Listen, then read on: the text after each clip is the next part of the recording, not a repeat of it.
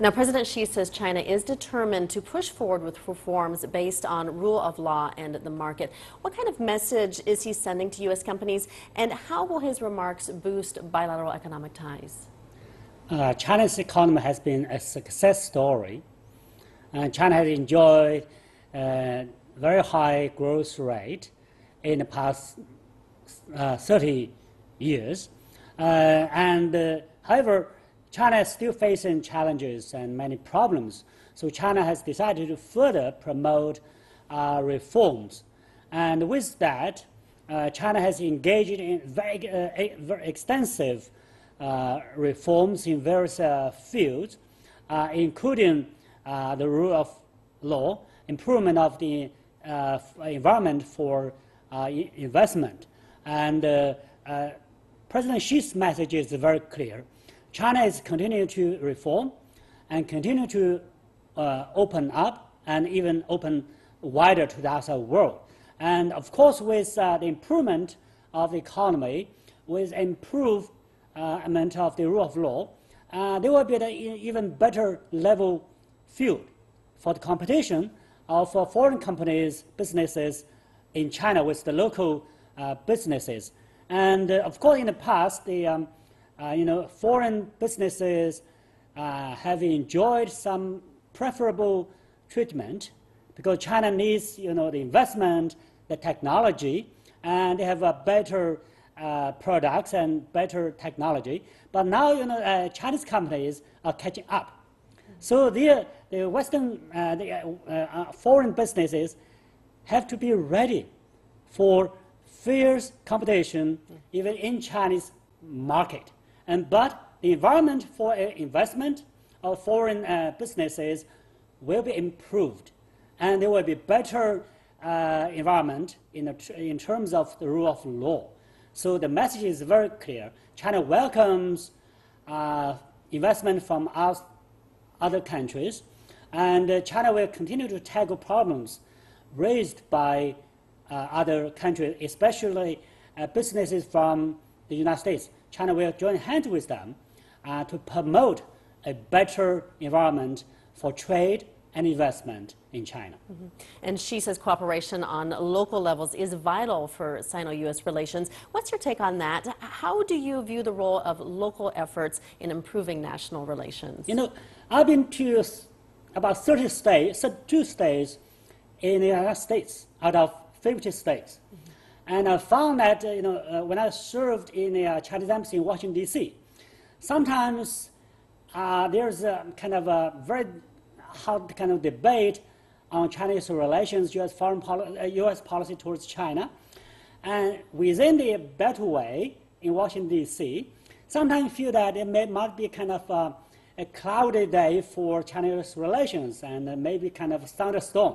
But outside the Beltway, when you travel to the states and talk to the people in these states, you find that, well, mostly it's sunshine for Chinese relations, and of course maybe a kind of drizzle.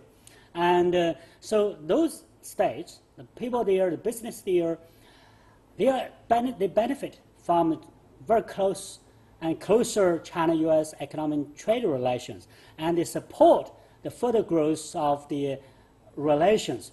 And I noticed that the 6 governors from China represent about 300 million people, and that's kind of equal to the population of whole of the U.S.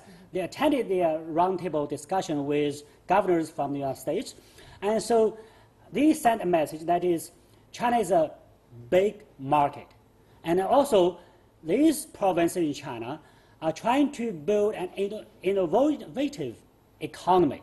So they need cooperation with the United States. And the market is huge, so the local entities, the provinces and the states, should join hands to take advantage of the opportunities presented by the Chinese market. Mm-hmm. Now, during the visit, a group of Chinese companies signed a deal with U.S. plane maker Boeing to buy 300 airliners. It has certainly demonstrated the vital importance of the massive Chinese market for U.S. companies. What more can Xi's trip bring to U.S. companies? Yes, indeed, China is the biggest buyer of Boeing aircraft outside the United States. And actually, China is the biggest buyer of a lot of commodities, goods produced in the United States.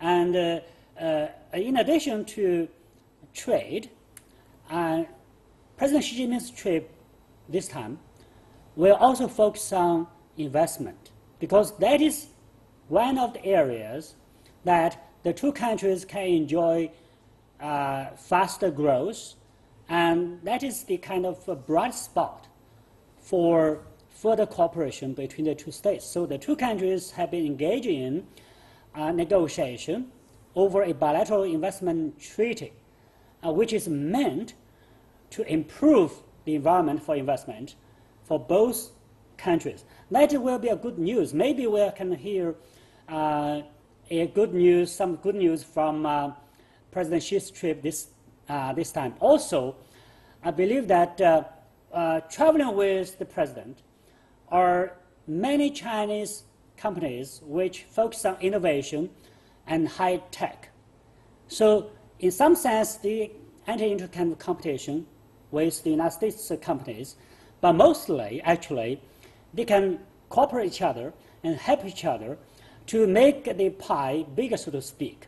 And so also the two countries, the companies from both countries, can also join hands in other parts of the world. Actually, there's huge opportunities in Africa, in Latin America, in Asia, in Europe, and there have been success stories for the cooperation of Chinese and American companies in a third country. And China has a huge initiative of building the Silk Road Economic Belt and the Maritime Silk Road, which has, will involve dozens of countries in Asia, Europe, and Africa. The United States companies can play a very constructive role in this. So I believe that President Xi's trip to the United States will bring this message to the companies, businesses in the United States. And when the two countries join hands, it will benefit both countries, and also it will benefit the whole world.